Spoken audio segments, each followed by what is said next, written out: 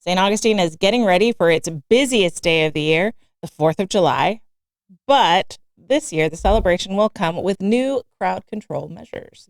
City officials say the holiday will serve as a test run for new techniques using lessons learned from the overwhelming crowds during last year's Nights of Light season. Among the biggest changes, more restrooms. City manager David Burcham says 130 portable toilets will be placed in the parking lot at St. George Street and Cathedral Place across from Flagler College, along with 20 more units near the Visitor Information Center. The added facilities come after past complaints of long lines and limited options, which even led to instances of public urination from previous large events. To manage pedestrian flow, the city will also place barricades along the sidewalks to prevent people from crossing streets mid-block and disrupting traffic. Large metal vehicle barriers, each weighing 800 pounds, will also be deployed for the first time. These barriers are capable of stopping a 15,000-pound vehicle, helping to protect pedestrian-heavy areas from potential accidents or attacks. Assistant Police Chief Anthony Cuthbert says the barriers are designed with the safety as their top priority. And in another shift, police officers, not traffic lights, will control major intersections, helping to keep vehicles and foot traffic flowing more efficiently throughout the day and evening. The city says the goal is to ensure that the 4th of July is both safe and enjoyable for the thousands expected to fill the streets in downtown St. Augustine. All right, you live downtown. So what's your experience being downtown as a homeowner and a resident during an event like this? You just kind of, you know it's coming. You got to be prepared for it. Don't try and go get milk. You just don't. It's kind of being like, waiting for a storm, because it's a storm of people that are coming at you. For sure.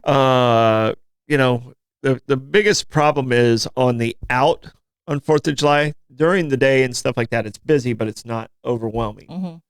It gets overwhelming on the out. So the people out there, if you're planning on going downtown, plan on like doing a walkabout and doing some other stuff. Don't leave when everyone else leaves. Yeah. There's plenty of other stuff to see in St. Augustine and check out. But it's just, that's the hardest part. Everyone leaves all at once. Yeah. I did see the barricades, and I didn't understand why they blocked off Treasury Street yesterday. Okay. Because they blocked off Treasury Street yesterday, and people park in those parking lots that work downtown, so it kind of overwhelms Charlotte. I think they know today, so they'll be prepared for it. Yeah. But I don't think we were expecting them to block off Treasury Street so early. I didn't see anything about it, so that was one of the frustrating things yesterday. But these barricades are borrowed from Tallahassee that they use around the stadium and football stadium, and they're going to see if they work this weekend for Night of Lights too. So there's a lot of testing going on in this event.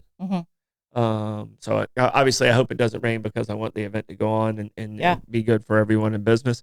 But I want the event to go on to see if it's apples to apples, because if it rains, it's going to be half the crowd. We don't know. Yeah. We don't know how it's going to measure up, in the future. So do you think with that light traffic that these warnings of rain have dissuaded people from coming for the 4th of July?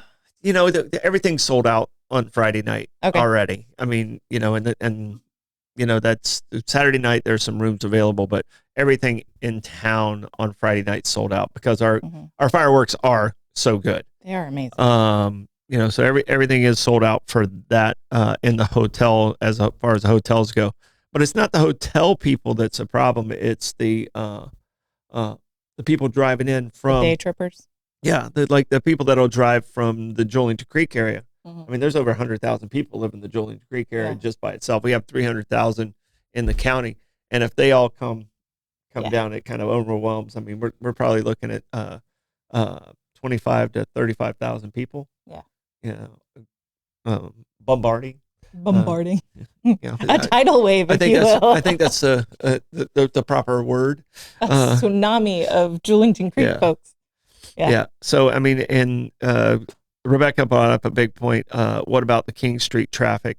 I mean, where where that intersection, and it's really bad right now because they've reduced that one lane.